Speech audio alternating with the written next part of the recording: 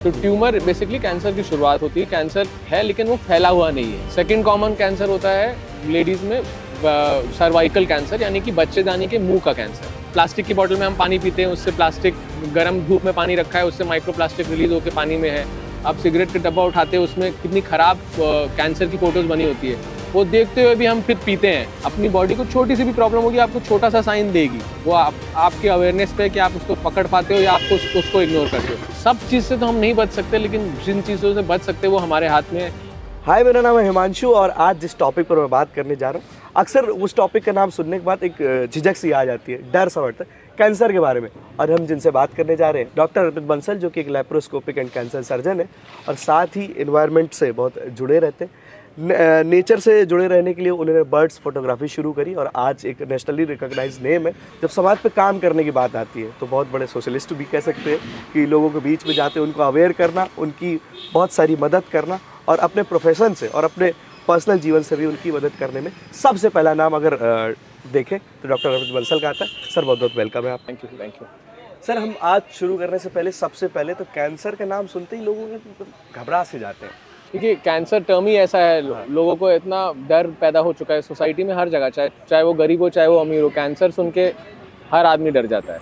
तो कैंसर होता क्या है बेसिकली? हमारी बॉडी में सेल्स होते हैं, कई सेल्स बनते रहते हैं लगातार, कई सेल्स डिस्ट्रॉय होते रहते हैं लगातार, है ना। तो हमारी बॉडी में कुछ एक साइकिल बनाया है भगवान ने कि जो पुराने सेल्स हो गए हैं, जो खराब सेल हो गए हैं, वो डिस्ट्रॉय हो जाते हैं, उसको बॉडी से एक्सपेल कर दिया जाता है अलग अलग तरीक़ों से। अब किसी भी कारणवश अगर कोई जेनेटिक रीज़न की वजह से या एनवायरमेंटल रीज़न की वजह से या टॉक्सिन्स यानी कि अल्कोहल टोबैको के इंजेक्शन की वजह से या कोई गट इश्यूज़ की वजह से, कोई भी की वजह से कुछ जो वो हमारे जेनेटिक्स में हमारे जो अंदर जो नॉर्मल साइकिल है उसमें ब्रेक हो जाती है, जो डिस्ट्रॉय होने वाले सेल है वो डिस्ट्रॉय नहीं होते हैं और वो ग्रो होते रहते हैं। कहीं पे भी, ये बॉडी में कहीं पे भी हो सकता है, ब्रेन में भी हो सकता है, ब्रेस्ट में भी हो सकता है, पेट में, स्किन में, कहीं पे भी। तो वो जो मैंने बताया सेल नॉर्मल सेल होते हैं, तो वो हमारे सब में है वो सेल जो कैंसर बन सकता है। बट वो ओवरग्रो होते होते वो एक गांठ बन जाती है, जिसको कहते हैं ट्यूमर। तो ट्यूमर बेसिकली कैंसर की शुरुआत होती है। कैंसर है लेकिन वो फैला हुआ नहीं है। कैंसर वाइडली टर्म तब होता है जब ट्यूमर फैलना शुरू हो गया और फिर वो कैंसर बन जाता है, कैंसर का रूप ले लेता है। तो tumour is basically cancer which is एक कंसाइज जगह पे, मतलब एक लिमिटेड जगह पे, कहीं पे भी हो सकता है।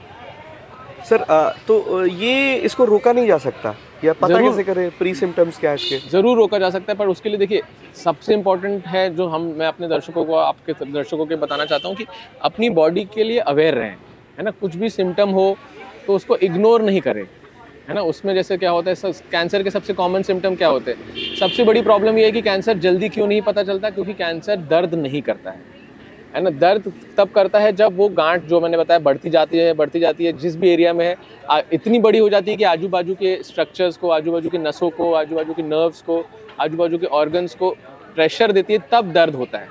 तो वो बढ़ चुकी होती है स्टेज, आगे बीमारी बढ़ गई होती है। तो इसलिए क्योंकि दर्द नहीं होता, तो दर्द में तो सब आदमी किसी ना किसी डॉक्टर से सलाह कंसल्ट लेते हैं। जब तक दर्द नहीं होता है तो पेशेंट उसको नज़रअंदाज यानी कि इग्नोर करता है। तो इसलिए अगर आप अवेयर हैं बॉडी, तो साइंस तो आपकी बॉडी देंगी। साइंस क्या होते हैं? जैसे भूख कम लगना, लगातार कहीं 2-3-4 महीनों से भूख एकदम मर गई, जैसे भूख लगी नहीं रही, फिर लगातार बिना इंटेंशनल बना, बिना जिम विम जाए, बिना कोशिश किए 10 से 15, 20, 5-10 केजीज वेट लॉस होना, यही दोनों मेन सिम्टम है। उसके अलावा जनरल अनईजीनेस लगना, इधर उधर not feeling of well being, मतलब अच्छा फील नहीं करना, ये सारे में से कोई भी लक्षण हो सकते हैं कैंसर में शरीर में किसी भी जगह। तो ये प्रॉब्लम ये है कि बहुत वेग सिम्टम है। ये टीबी जैसी नॉर्मल बीमारी में भी हो सकता है, ये और कोई भी साधारण बीमारी में भी ऐसी चीज़ें हो सकता है। तो इसलिए इसको कैंसर से कनेक्ट कर पाना बहुत मुश्किल है। तो अर्ली साइंस एंड सिम्टम, जैसे मैंने बताया, छोटे बेसिक कोई भी इशू हो तो सही सलाह ले, कंसल्ट करे और पता करने की कोशिश करे कि क्या मर्ज है हमको। और उसके अलावा सही डॉक्टर से चेकअप बीच बीच में कराते रहना है। अब जैसे कैंसर की हम बात करते हैं तो हम दो लेडीज़ में और 2 जेंट्स में होने वाले सबसे कॉमन कैंसर की बात करते हैं। उसको कैसे अर्ली पता करना, जैसे आपने बताया, पूछा कि अर्ली साइंस क्या है। तो लेडीज़ में, मतलब विमेन में होने वाला पहला मोस्ट कॉमन कैंसर इंडिया में जो है वो है ब्रेस्ट कैंसर, है ना। तो ब्रेस्ट कैंसर, ब्रेस्ट हमारे मतलब लेडीज़ के ऑर्गन्स होते हैं, वो तो सबको ही पता है। उसमें कोई भी प्रकार की गांठ होना, छोटी गांठ से बड़ी गांठ। अब ब्रेस्ट में गांठ तो बहुत कॉमन लोगों को होते हैं, पर जो कॉमन ब्रेस्ट की गांठ है उसको कहते हैं फाइब्रोएडिनोमा, जो कि कैंसर नहीं है। तो इसलिए ब्रेस्ट में गांठ हो गई तो तुरंत डर नहीं जाना है कि कैंसर हो गया, लेकिन उसको नज़रअंदाज इग्नोर नहीं करके डॉक्टर से सलाह लेंगे तो वो अर्ली डिटेक्ट हो जाएगा। तो छोटी गांठ अगर हो गई तो छोटी सर्जरी से ही ठीक हो सकता है, बिना कोई बड़ी सर्जरी, मतलब 1-2 दिन में सर्जरी में ठीक हो सकता है, पैसे भी कम लगेंगे। तो ये ब्रेस्ट की बात हो गई कि हमको जल्द से जल्द ब्रेस्ट के नॉर्मल सिम्टम है छोटी मोटी गांठ में ऐसा एहसास होना, जो कि लेडीज़ खुद सबसे पहले फील कर सकती हैं नहाते वक्त या मतलब अपने घर में कभी भी। सेकंड कॉमन कैंसर होता है लेडीज़ में सर्वाइकल कैंसर, यानी कि बच्चेदानी के मुंह का कैंसर। ये सेकंड मोस्ट कॉमन कैंसर है। तो ये कैंसर का साइंस क्या है कि ब्लीडिंग होना। ब्लीडिंग भी हम पीरियड्स में, मेंस्ट्रुअल साइकिल में ब्लीडिंग लेडीज़ को होती ही है, तो उसके अलावा थोड़ी इरेगुलर ब्लीडिंग होना, ज़्यादा ब्लीडिंग होना, या हमारा, क्योंकि ये कैंसर नॉर्मली थोड़े ज़्यादा एज वाले ग्रुप में होता है, मतलब 45 साल के बाद ज़्यादा कॉमन होता है, तो उस समय पीरियड्स बंद हो जाना, मतलब मेनोपॉज आने के बाद भी ब्लीडिंग होना, तो बहुत इंपॉर्टेंट साइन है। तो उसके लिए अगेन आपको चेकअप कराना है। और सर्वाइकल कैंसर एकमात्र एक प्रकार का कैंसर है जिसको आप प्रिवेंट कर सकते हैं। मतलब आपको होने से रोक सकते हैं, क्योंकि 90%, 95% जो उतना भी सर्वाइकल कैंसर यानी कि बच्चेदानी के मुंह का कैंसर होता है, वो एक वायरस से होता है। जैसे अभी सबने कोविड वायरस के बारे में सब सुन ही चुके हैं।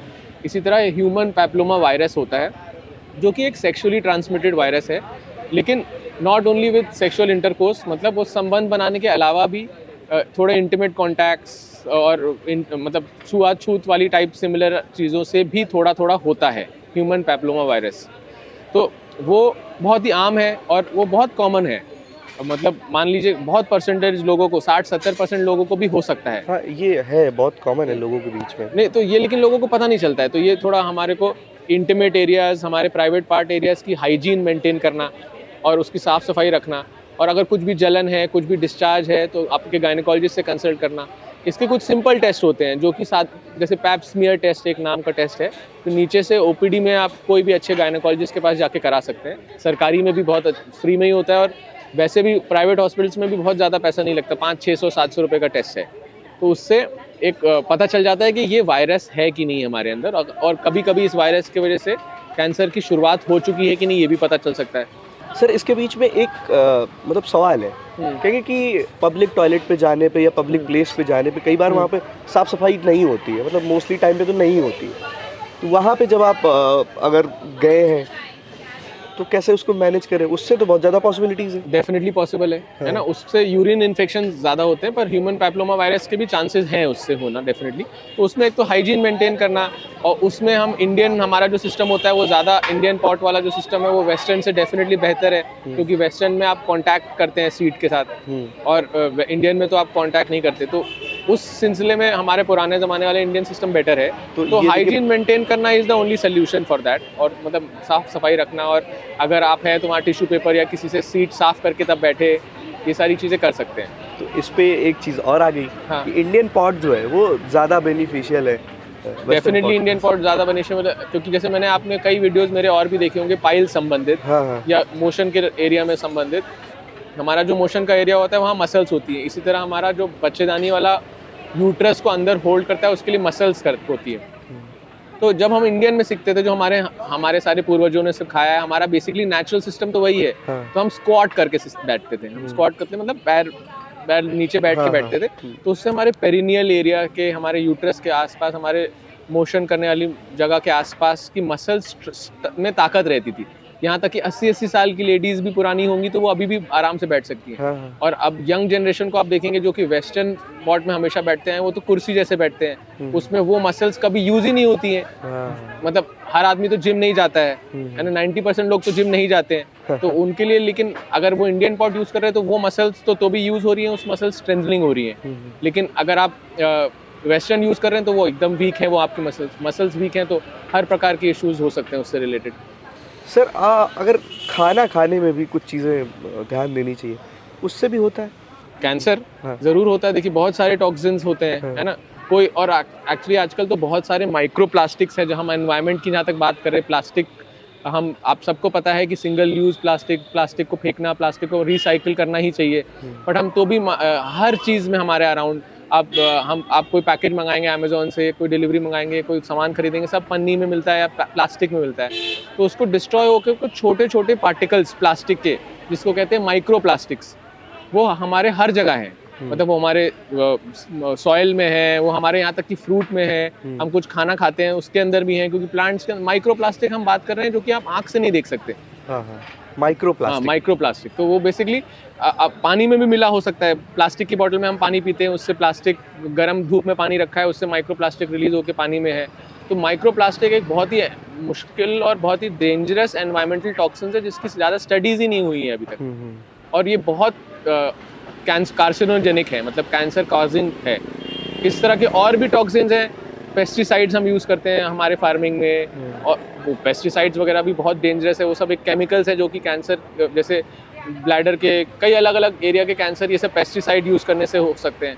और उसके अलावा खाने में हम कितने एडिटिव्स यूज़ करते हैं, खाने में कितने हम आर्टिफिशियल चीज़ें यूज़ करते हैं, ये सारी चीज़ें कार्सिनोजेनिक हो सकती है अलग अलग मात्रा में। शुगर फ्री यूज़ करते हैं, अलग अलग चीज़ें हैं, है ना। तो जितना हो सके, जितना नेचर से करीब नेचुरल खाने, नेचुरल ऑर्गेनिक चीज़ें यूज़ करेंगे, उससे आप बच सकते हैं। सर, अगर आप कोई रेगुलर खाने वाला है तो वो कैसे प्रिकॉशन रोज ले सकते हैं? कोई एक ऐसी चीज़ जो ना करे या करे तो ये सारी चीज़ें? देखिए, रेगुलर खान पान में देखिए, ये चीज़ तो सब, ये माइक्रो प्लास्टिक के बारे में जो मैंने बताया वो तो कोई किसी के कंट्रोल में नहीं है। क्योंकि वो तो हर जगह है, उसमें कुछ कर नहीं सकते। हम धीरे धीरे जागरूक होंगे तो शायद कुछ आगे कर पाए।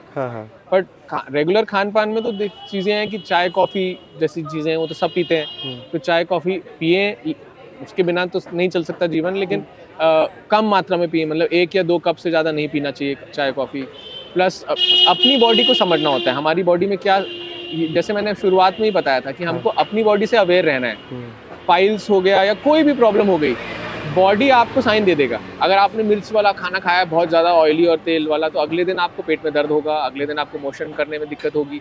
तो ये आपका बॉडी साइन दे रहा है, लेकिन हम उसको नज़रअंदाज कर देते हैं, हम उसको इग्नोर कर देते हैं। तो अगर आपको, कई लोग होते हैं जिन्होंने तेल वाला ऑयली वाला खाया, उनको अगले दिन कोई प्रॉब्लम नहीं होती। ऐसे भी बहुत लोग होते हैं। इसका मतलब उनको वो बॉडी चीज़ वो सूट कर रही है।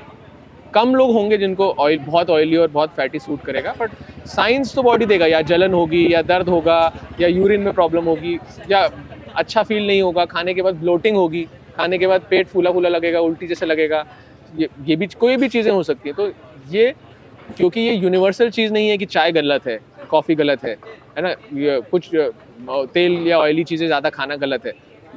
ये चीज़ें कोई भी ज़्यादा मात्रा में तो नुकसानदायक हो ही सकती है। अटेंटिव रहना है, मतलब बट अटेंटिव रहना, अवेयरनेस रहना है अपनी बॉडी के। तो मतलब करना सब कुछ है, बस थोड़ा सा ध्यान देना। और जितना हो सके नेचुरल बंदा नेचर के लिए, कि प्लास्टिक वाला और पैकेज फूड ना खाए। ये तो हमारे पुराने, अगर हम वही फिर सेम है हमारे इंडियन कल्चर में फॉलो करेंगे तो हम कौन सी चीज़ प्लास्टिक या पैकेज में से खाते थे? हम सब चीज़ खेत से को तोड़ते थे, उसको धुलते थे और फिर उसके बाद पका के खाते थे। तो कहीं से, लेकिन आजकल चीनी, आटा, सब चीज़ पैकेट में आता है। पैकेट में जो इंडस्ट्री में आता है, तो फिर उसमें हर तरह के टॉक्सिन्स जुड़ गए। तो प्रैक्टिकली सबके लिए पॉसिबल नहीं है, लेकिन आजकल भी जैसे इलाहाबाद जैसे शहरों में हमको डायरेक्ट पिसा हुआ आटा मिल सकता है, बिना पैकेट में, बिना मार्केट से आए, बिना फैक्ट्री से आए, आसपास के खेतों से। उनसे वो लेने में सबका फ़ायदा है। वो लेने में, जिससे आप मतलब खेत फार्मर से लेंगे उसका भी फ़ायदा है, उसको भी थोड़ी ज़्यादा इनकम हो जाएगी, और आपका भी फ़ायदा है क्योंकि वो ऑर्गेनिक रहेगा। ऑर्गेनिक उसमें मतलब माल मिलावट वगैरह नहीं होगी, एडिटिव। क्योंकि देखिए, कोई भी आटा की बात कर रहे हैं, जैसे हम अगर आटा हम फैक्ट्री से बनता है तो उसमें कुछ ना कुछ तो किसी थोड़ी मात्रा में एडिटिव्स मिलावट होंगी, ताकि वो लंबा टिक सके। क्योंकि कई पैकेट तो 1 साल 2 साल 3 साल तक रहते हैं। तो ये सारी चीज़ें जितना हो सके पैकेट में से ना खाए और ऑर्गेनिक नेचुरल खाए। अच्छा, हमारे यहाँ सीज़न पे मतलब हर 3 महीने 4 महीने में सीज़न बदल जाता है। इस बार देखिए, मतलब दिसंबर का महीना है, मैं हाफ शर्ट पे बैठा हूँ। तो ये एनवायरनमेंट का जो चेंज हुआ है, ये उसी की वजह से। तो ये सारी चीज़ें भी उसी वजह से हैं। देखिए, अगर अच्छा सवाल आपने पूछा, जैसे सीजन्स के हिसाब से हमारे इंडिया में स्पेसिफिकली फल फ्रूट सब सीज़न के हिसाब से बदलते हैं, वही मैं कहने वाला था। क्योंकि वो उस सीज़न के लिए फेवरेबल फूड है। अगर आप सीजन्स के हिसाब से नेचुरल चीज़ें खाएंगे, आप इलाहाबाद में जाके बोलेंगे कि आपको साउथ इंडियन खाना खाना है तो मिल जाएगा आपको, लेकिन वो ज़्यादा पैकेज वाला होगा, ज़्यादा नेचुरल नहीं होगा, है ना। क्योंकि साउथ इंडिया में जाते हैं तो वो चीज़ें, चावल, चटनी और जो चीज़ें साउथ इंडियन टेस्ट होता है वो आपको नेचुरल मिलेगा। तो इस बेटर ये होता है कि आप जहाँ के हैं, मतलब जिस जगह के वहाँ का नेचुरल प्रोड्यूस खाए, और जो सीजन में आप है, गर्मी में है तो गर्मी के फ्रूट्स एंड वेजिटेबल्स खाएं, ठंडी में है तो ठंडी में सैलेड वगैरह ज़्यादा खाएं, तो वो डिपेंड करता है। और ठंडी कर सर्दी भी अलग अलग जगह पे वेरी करेगी। हाँ, हाँ। जैसे स्ट्रॉबेरी आपको इलाहाबाद में विंटर में मिलेगी, लेकिन आप पहाड़े में चले जाएंगे तो स्ट्रॉबेरी आपको समर में मिलेगी। हाँ, हाँ। तो ये सारी चीज़ें, मतलब आप इलाहाबाद में मांग के अगर आप समर में स्ट्रॉबेरी मांगेंगे तो आपको क्या ही क्वालिटी की स्ट्रॉबेरी मिलेगी आपको। हाँ। तो ये सारी चीज़ें तो अवेयरनेस ही इम्पोर्टेंट। सर बस इसी पे मैं एक चीज़ और ऐड करता कि जो पैकेज्ड फूड है ये वेस्ट का कल्चर है, हमारे यहाँ कल्चर ही नहीं है। Exactly. लेकिन हम फॉलो कर रहे हैं, तो उनके यहाँ बहुत ठंड होती है। हाँ। वहाँ हमेशा ही मतलब बहुत कम हाँ, वहाँ पॉसिबल नहीं होता है हमेशा और नेचुरल खाना। लेकिन हम किस्मत से हमारी इंडिया में अच्छी है, हम ऑल राउंड द ईयर हमको नेचुरल सब्जी मिल सकती है, नेचुरल फ्रूट्स मिल सकते हैं, जो कि हमको पैकेज से नहीं खाने की जरूरत नहीं है। खाने की जरूरत। तो ये चीज़ें फॉलो करनी है, तो इसी पे थोड़ा सा ध्यान देना है हमको, आपको, सबको। जो वीडियो ये देख सारी रहे हैं, चीज़ें ध्यान देंगे तो हम, ये चीज़ें हमारे कंट्रोल में, इससे हम अल्टीमेटली ये छोटी छोटी चीज़ें बिल्डअप होके फिर कैंसर का भी रूप ले सकती है। हाँ, अब पॉइंट पे आते हैं हाँ। कैंसर वाले पे। सर इसका मतलब देखिए प्री सिम्टम्स तो जैसा कि नहीं पता चलता मतलब वेग है हाँ। ना। तो जैसे मैंने बता रहा था कि दो मैंने लेडीज़ और जेंट्स के, लेडीज़ के 2 कॉमन कैंसर के बारे में बताया। ब्रेस्ट का बहुत ही अर्ली डिटेक्ट हो सकता है और पूरा ठीक हो सकता है अगर आप रेगुलर चेकअप्स करा ले। और गांठ हुई तो आप सही डॉक्टर के पास गए। मतलब एक बार चाहे आपको सरकारी में भी आजकल सही डॉक्टर उपलब्ध है, सही डॉक्टर, सही टेस्ट हो गया तो आपको जड़ से पकड़ लिया। इसी तरह बच्चेदानी का मुंह यानी कि सर्वाइकल कैंसर आप प्रिवेंट भी कर सकते हैं। एक वैक्सीन भी आती है, उसके बारे में मैं आगे बताऊंगा। हाँ।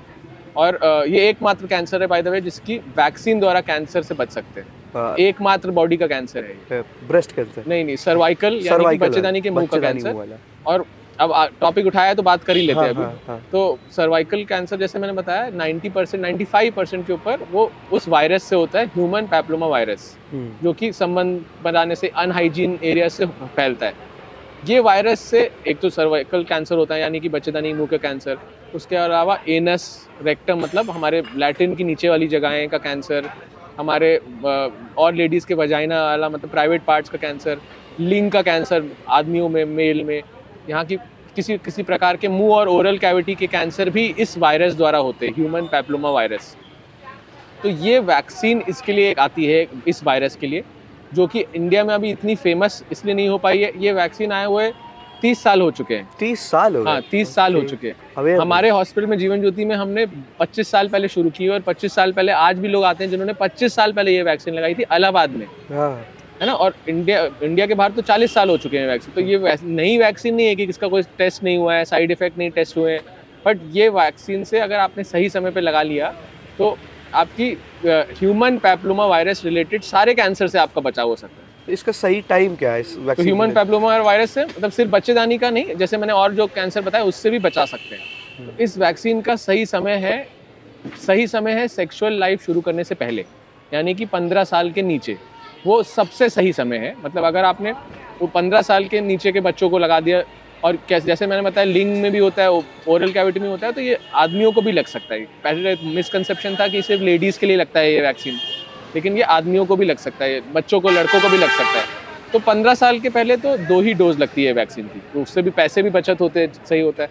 लेकिन 15 साल के बाद भी 45 साल तक ये आप 3 डोज लगवा के उसके बाद भी बच सकते हैं। ये बात है कि अगर आपने 15 साल के पहले लगा लिया तो 99% आप बच जाएंगे। अगर 15 साल के बाद लगाया तो हो सकता है 95% बचे। जैसे जैसे आप 45 साल पे लगाएंगे तो हो सकता है 80-90% बचे। बचाव तो भी है, 80-90% बचाव भी कैंसर जैसी बड़ी बीमारी से काफ़ी बड़ा बचाव होता है। तो लेकिन इशू क्यों है, क्यों नहीं फैला लोगों तक पहुंचा है? क्योंकि थोड़ी सी महंगी वैक्सीन है। जैसे जो एक वैक्सीन का लगभग मैं एस्टिमेट बता रहा हूँ ताकि हमारे लोगों को पता चल सके, क्योंकि देखिए कॉमन लोग हैं जो कि इस चीज़ से तो भी अफोर्ड कर पाएंगे थोड़ा 4,000 रुपए की लगभग की एक डोज आती है। और जैसे मैंने बताया अगर हम 15 साल के नीचे लगाएंगे तो 2 डोज में काम हो जाएगा, अगर हम 15 साल के ऊपर लगाएंगे तो 3 डोज में लगेगा। ड्यूरेशन क्या रहता है इनका? जैसे 0 मंथ मतलब आज लगा तो 2 महीने बाद एक लगता है, फिर 6 महीने बाद एक लगता है। सर मतलब कैंसर के साथ साथ एक पॉइंट और बीच में आ गया अभी, वैक्सीनेशन, वो बहुत इंपॉर्टेंट है। हाँ। लोग मिस कर जाते हैं। तो जैसे मैंने बताया कि कैंसर से बचने के लिए सिर्फ एक वैक्सीन आती है, जो मैंने जिसका नाम बताया आपको, ह्यूमन पैप्लोमा वायरस वैक्सीन। और ये मेरा भी नया पैशन है, मैं ये इसके बारे में कई लगा स्प्रेड कर रहा हूँ। मैंने अलग अलग YMCA, पतंजलि और इलाहाबाद यूनिवर्सिटी और कई जगह से मेरे को इनवाइट किया जाता है, बाल भारती स्कूल, जिससे मैं जा जाके, क्योंकि देखिए मैंने सही बताया सही एज तो 15 साल है, तो इसलिए बच्चों को जागरूक करना जरूरी है और उनके पेरेंट्स के सामने। तो वो मैं कई जगह टॉक्स दे रहा हूँ, मेरा आगे भी यही है इसमें कि ये सोसाइटी तक पहुँचे, कि कम से कम जो, और मैं रोटरी में भी हूँ तो रोटरी के थ्रू हम आगे कोशिश भी कर रहे हैं कि गरीब लोगों तक हम ये रोटरी से हम इकट्ठा करके पैसा, ये वैक्सीन उनको फ्री में भी लगाने की कोशिश कर रहे हैं। तो ये एक ही वैक्सीन है, उसके अलावा एक और वैक्सीन होती है हेपेटाइटिस बी की वैक्सीन। हेपेटाइटिस बी भी बहुत कॉमन बीमारी है और हेपेटाइटिस बी भी इम्यूनिटी को हमारी कमज़ोर करती है, हमारे लिवर को ख़राब करती है, तो वो भी वैक्सीन सबको लगानी चाहिए। उससे भी आगे चल के liver cancer, gall bladder cancer, इस सब से बचाव हो सकता है। डायरेक्ट नहीं बच सकते उससे, लेकिन अगर आपको हेपेटाइटिस बी यानी कि इन्फेक्शन हो गया है तो आपको कुछ कैंसर्स, जैसे मैंने बताया लिवर, गॉल ब्लैडर की चांसेस बढ़ जाती है। सर कैंसर का जो क्योर है बहुत महंगा है, एक्सट्रीम महंगा है, मतलब अफोर्ड करना लोगों के लिए जनरली बड़ी बात है। तो क्या इसके कोई ऐसे भी ऑप्शंस है कि बजट का अगर इशू है या पैसे कम है? तो मैं बार बार ये एक ही चीज़ पे स्ट्रेस कर रहा हूँ कि स्टेज, मतलब कैंसर की जब होता है, जैसे मैंने शुरू में बताया, एक एरिया में ट्यूमर ग्रो होने लग गया तो वो ट्यूमर हो गया। जैसे जैसे वो फैलने लग गया आसपास की जगह, जैसे सपोज मान लेते हैं ये हमारा कोई एक बॉडी ऑर्गन है, मान लीजिए लिवर है, लिवर में कैंसर हुआ, ये कप अंदर रखा है, तो ये हमारा स्टेज 1 हुआ। लिवर के एक प्लेट है, बाउंड्री है, वहाँ तक पहुँच गया तो स्टेज 2 हो गया। इसके बाहर भी फैल गया तो स्टेज 3 हो गया, और स्टेज 4 मतलब हर जगह फैल गया, खून के माध्यम से हर जगह फैल गया। तो ये बेसिकली स्टेजेस होती हैं। तो अब स्टेज में आजकल इतना एडवांसमेंट हो गया है कि स्टेज 1 और 2 में तो 99% टाइप के कैंसर क्योरेबल है। मतलब क्योरेबल मतलब उसके बाद आप अपनी ज़िंदगी नॉर्मल जी सकते हैं, और स्टेज 3 में भी बहुत अच्छे रिजल्ट है। बात हमारी प्रॉब्लम आती है स्टेज 4 में, जब हर जगह फैल गया है, तब अभी भी साइंस के पास कोई परमानेंट क्योर नहीं है ना, बहुत मुश्किल होता है, या ज़्यादातर कैंसर में क्योर है ही नहीं। मतलब टाइम बढ़ा सकते हैं, ज़िंदगी बढ़ा सकते हैं, लेकिन ठीक नहीं कर सकते स्टेज 4 पहुँचने के बाद। तो जो आप बोल रहे थे पैसे में खर्च होते हैं, तो हम फिर से उसी चीज़ पे आ जाते हैं कि हमको अगर जागरूक होंगे, अगर हम छोटी सी छाती की गांठ को या छोटी सी ब्लीडिंग को, अभी हम 2 मेंस के बारे में, कैंसर के आदमियों के 2 कॉमन कैंसर के बारे में भी डिस्कस करेंगे। तो कोई भी हमारे कैंसर अगर होता है, उसको शुरू में हमने छोटी सी प्रॉब्लम में पकड़ लिया तो हमारे पैसे लाखों बच सकते हैं, और काम भी कम होगा, इलाज का ड्यूरेशन भी कम होगा। अगर जल्दी कर लिया तो सिर्फ ऑपरेशन या सिर्फ कुछ किसी में सिर्फ शुरुआती दवा से ही ठीक हो जाएगा। तो अल्टीमेटली आप जो बोल रहे हैं बजट का इशू सॉल्व हो जाएगा अगर हम जागरूक हो जाए, है ना। अगर हम छाती में गांठ हुई और हमको लगेगा कि हम बड़े हॉस्पिटल जाएंगे, पहली चीज़ तो बड़े हॉस्पिटल में ये मिसकंसेप्शन है कि पैसे ज़्यादा लगते हैं। अगर आप देखेंगे, अल्टीमेटली देखेंगे तो छोटे हॉस्पिटल में लंबा और गलत, मतलब उतना सही ना इलाज करने से जितना पैसे खर्च होंगे, और अब सही जगह पहुंचेंगे तो सही इलाज 1 बार 2 बार में हो जाएगा, तो वो आपका ही फ़ायदा है, पैसे भी बचेंगे अल्टीमेट। सर इस पे बड़ी कंफ्यूजन वाली सिचुएशन होती है सबसे। हाँ। सही जगह कैसे पहुंचे? देखिए इंटरनेट से कुछ चीज़ें पता चल सकती है, लेकिन इंटरनेट में भी बहुत चीज़ें गलत है। हाँ। तो इसका तो आप अपने विजडम और अपने इंटेलिजेंस से ही आंसर ले सकते हैं। हाँ। और मैं भी लोगों से भी सबसे अर्ज करता हूँ कि अगर कोई भी प्रॉब्लम है तो सही जगह उपलब्ध है। हमारे इलाहाबाद शहर में सरकारी हॉस्पिटल में भी फ्री ऑफ कॉस्ट भी उपलब्ध है।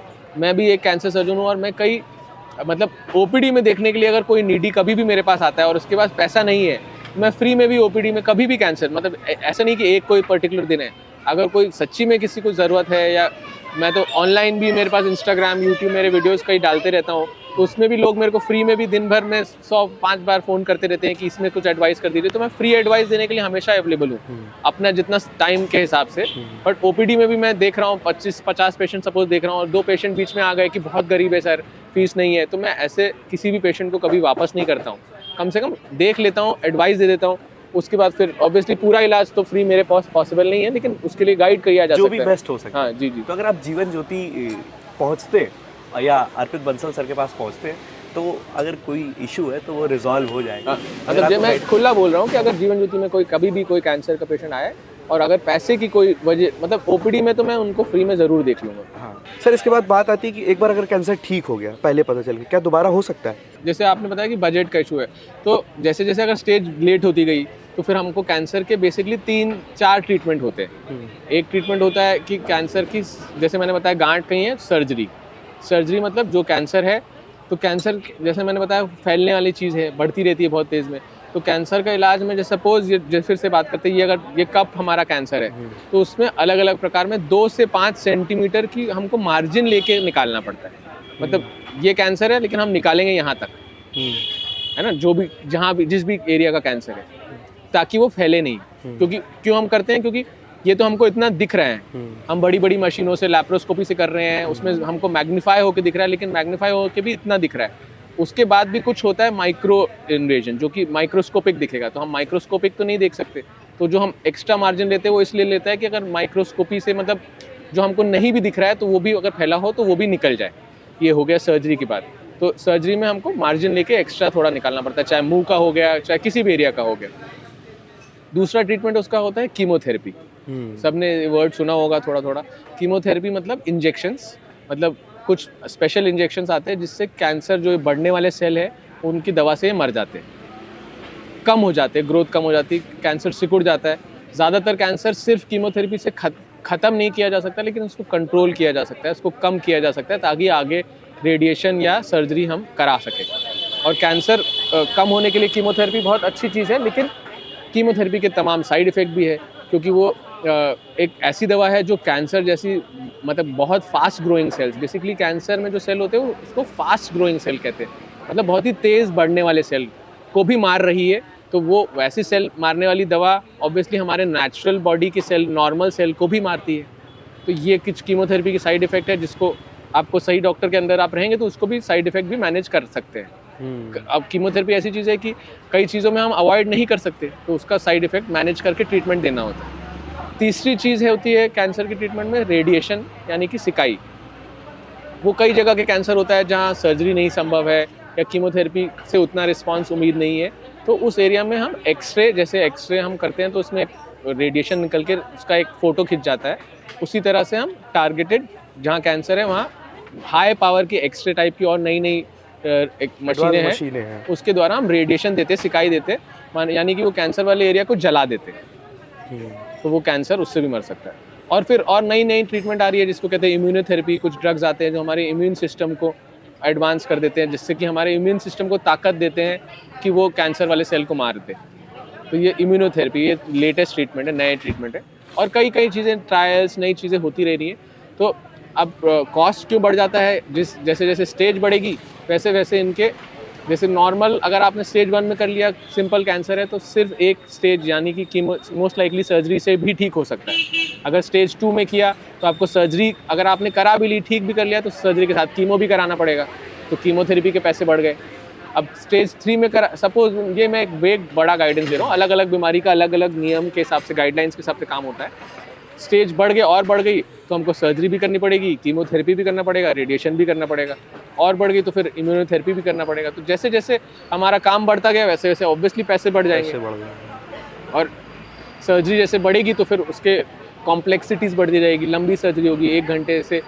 और इसमें सर्जरी में लैप्रोस्कोपी का बहुत फ़ायदा है ना। जैसे हम बात करते हैं बच्चेदानी के कैंसर के, जैसे हम, आप लैप्रोस्कोपिक सर्जन हैं? मैं लैप्रोस्कोपिक सर्जन हूँ, और मैंने इलाहाबाद में कई चीज़ों में नई शुरू की है, मतलब कैंसर का इलाज दूरबीन द्वारा, है ना। तो लोग अभी तो इलाहाबाद में यही मिसकंसेप्शन है कि नॉन कैंसर का इलाज भी दूरबीन द्वारा हो सकता है कि नहीं, है ना। क्योंकि लोगों को तो नॉर्मल बच्चेदानी के ऑपरेशन में लोगों को ये गलत फहमियाँ हैं कि बच्चेदानी निकालते हैं तो छूट जाती है।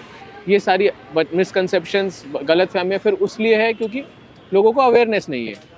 आप एज अ नॉर्मल आदमी आप समझिए कि अगर सर्जन जो कर रहा है सर्जरी में क्या करते हैं, जैसे मैंने बताया, इतना कोई भी नॉन कैंसर सर्जरी भी ये हिस्सा निकालना है तो इसको हमने चीरा मार के निकाल दिया और फिर यहाँ से टाँके को सिल दिया।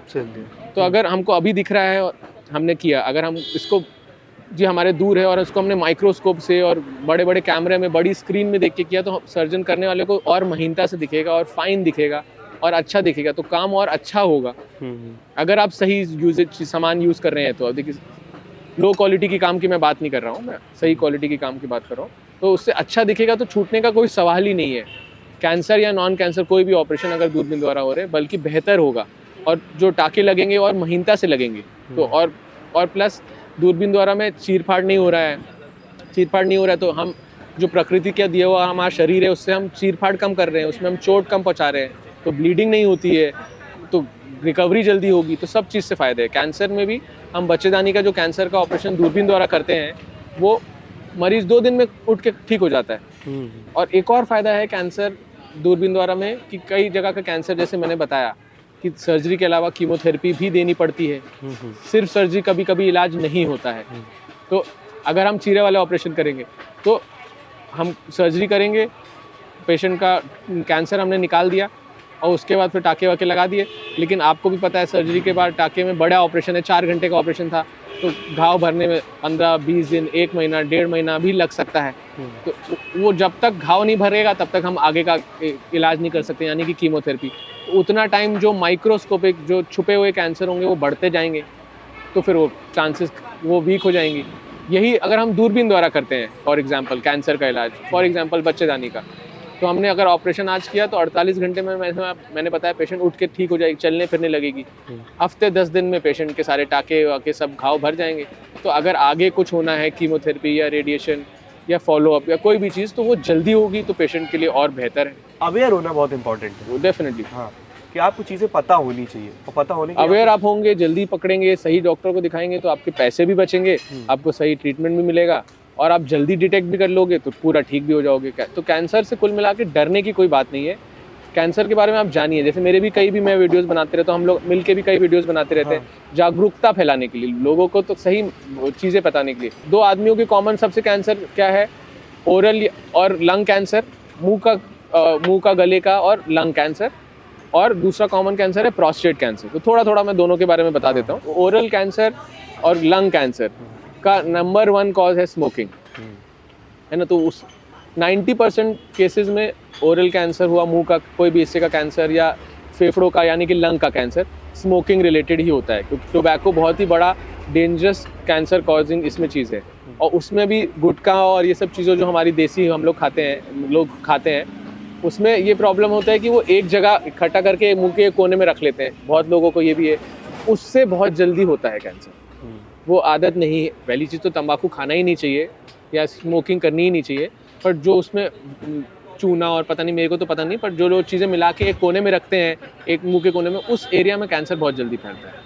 और इसका ओरल कैंसर का एक बहुत ही सबसे पहला कॉमन लक्षण मैं बताना चाहता हूँ लोगों को, जो कि जैसे हम बात कर रहे थे अर्ली डिटेक्ट हो जाएगा। मुंह में आप खोलेंगे, नॉर्मली मुंह के अंदर के हमारे जो हिस्से होते हैं वो गुलाबी पिंक होते हैं, स्किन जैसे कलर के। पर अगर कैंसर यूजुअली जब होता है तो वो धीरे धीरे सफ़ेद या ग्रे रंग का धब्बे आने लगते हैं मुंह के अंदर। जो स्मोकिंग करते हैं, जो ज़्यादा तंबाकू खाते हैं, उनको ऐसे आने की चांसेस होती है।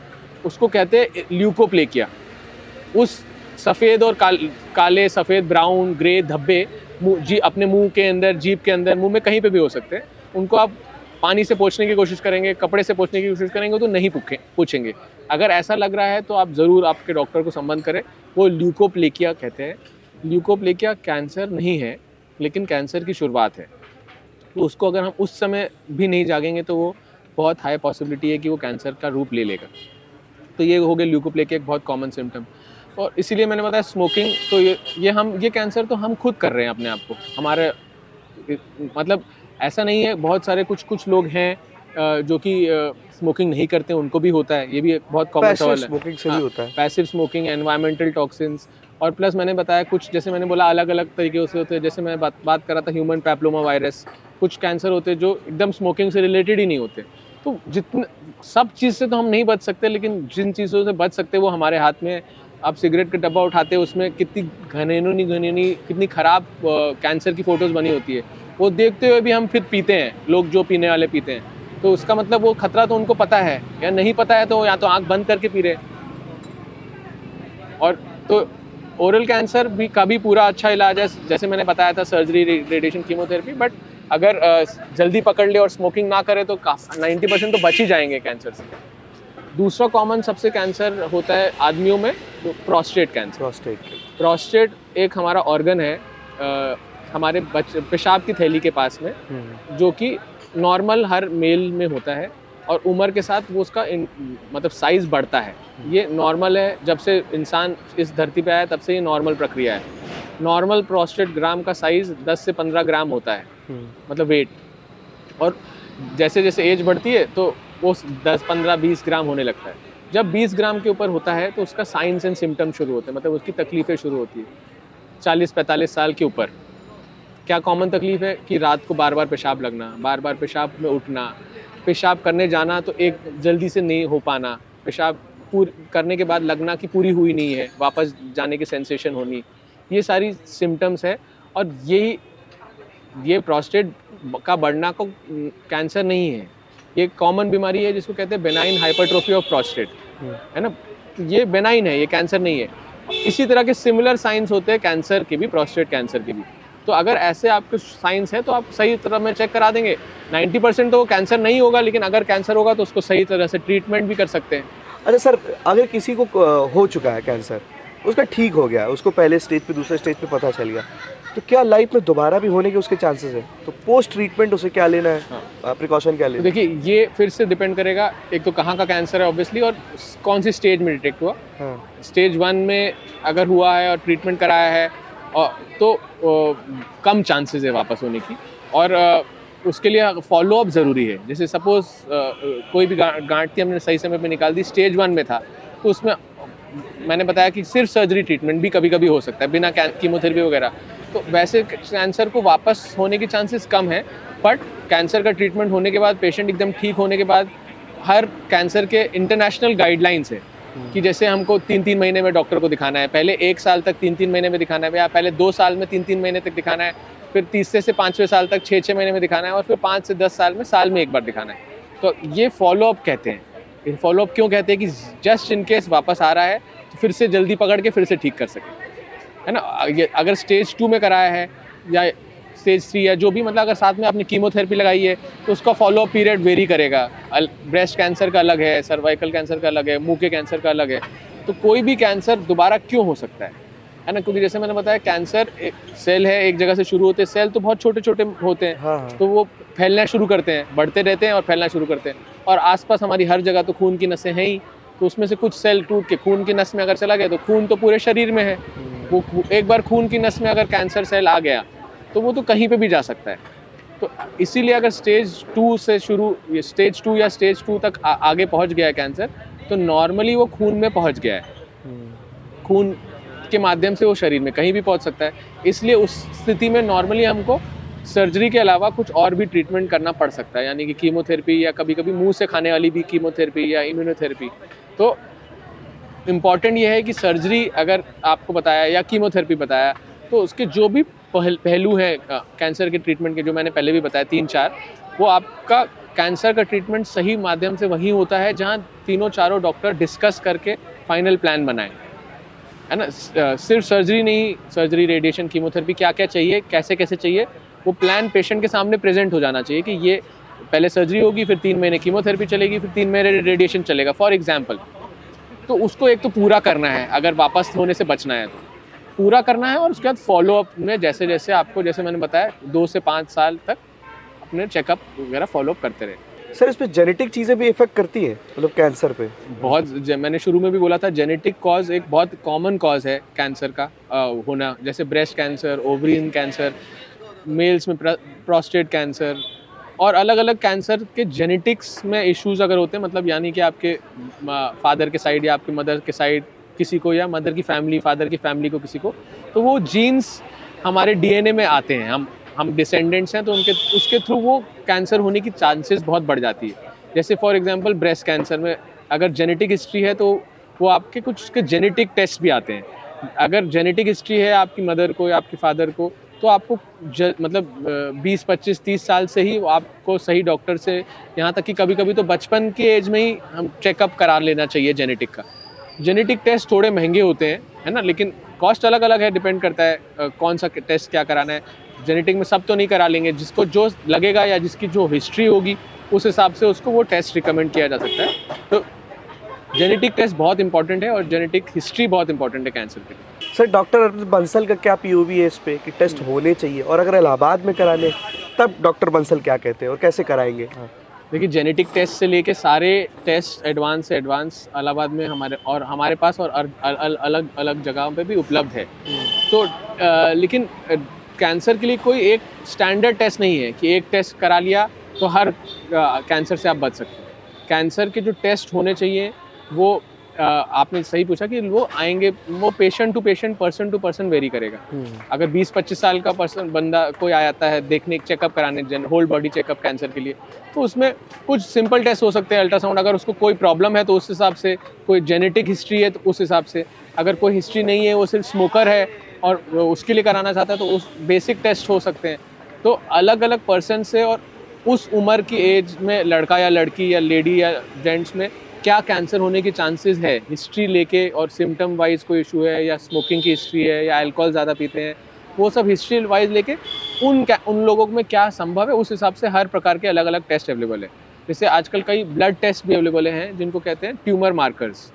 तो वो सिंपल साधारण ब्लड सैंपल लिया जाता है, जैसे आप अपना CBC वगैरह टेस्ट कराते हैं, और वो ब्लड में उस पर्टिकुलर कैंसर का, लेकिन हर कैंसर के लिए अलग अलग है। जैसे लिवर कैंसर के लिए अलग है, गॉल ब्लैडर कैंसर के लिए अलग है, आंतों का मतलब इंटेस्टाइन्स के कैंसर के लिए अलग है, बच्चेदानी और ओवेरियन कैंसर के लिए अलग है, प्रोस्टेट कैंसर के अलग है, और ऐसे अलग अलग लंग कैंसर के लिए अलग है।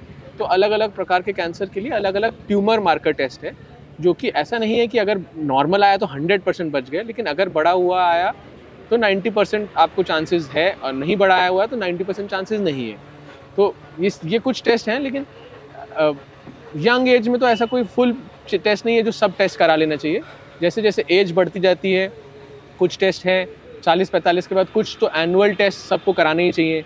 जैसे फॉर एग्जांपल हम अभी बात कर रहे थे ब्रेस्ट कैंसर, जो कि लेडीज़ में कॉमन कैंसर है। तो ब्रेस्ट कैंसर का एक एक्सरे टेस्ट होता है, सिंपल टेस्ट होता है, मैमोग्राफी, है ना। वो इंडिया के बाहर और इंडिया में भी आइडियली लॉ के हिसाब से, किताबों के हिसाब से जो हमको पढ़ाया गया है, वो हर एनुअली मैमोग्राफी होना चाहिए। मतलब साल में एक बार मैमोग्राफी हर 45 साल की लेडी के ऊपर का होना चाहिए। लेकिन हमारे मतलब पढ़े लिखे समाज में भी, गांव वालों की बात तो छोड़ दीजिए, पढ़े लिखे समाज में भी कितने 45 साल की लेडीज़ घूम रही है जिन्होंने नहीं कराया ज़िंदगी में कभी भी, 50-60 साल तक भी नहीं कराया। तो ये सारे रेगुलर चेकअप इसीलिए डिज़ाइन किए गए हैं कि अगर आप कराते रहेंगे तो पहली चीज़ तो होता है तो शुरू में पकड़ जाएगा तो तुरंत ट्रीटमेंट हो जाएगा।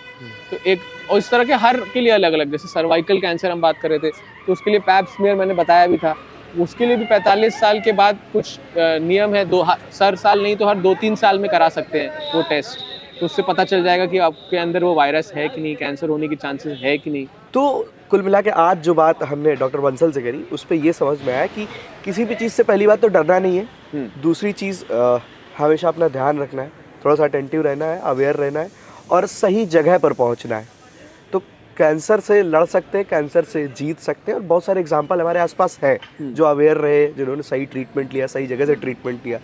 तो इन सारी चीज़ों को देखते हुए सर, लास्ट में एक मैसेज लोगों के लिए और एक स्पेशल सी जानकारी कहूँगा मैं कि वो क्या करें, कैसे करें और कैसे आप तक पहुँचे। ये देखिए, मैसेज लोगों के लिए हमने ओवरऑल यही है कि एक तो हेल्दी चीज़ें खाएं, खान पान पे ध्यान रखें, नेचर से जुड़े रहें। एक पॉइंट में मिस कर गया। हाँ। वो मैं बोलूँगा, एक तो खान पान से जुड़े रहें, मतलब खान पान अच्छे सही ढंग से करें। ऑलरेडी बात कर ली हमने, पैकेज फूड ना खाएं, ऑर्गेनिक नेचुरल चीज़ें से खाएंगे तो हेल्दी रहेंगे।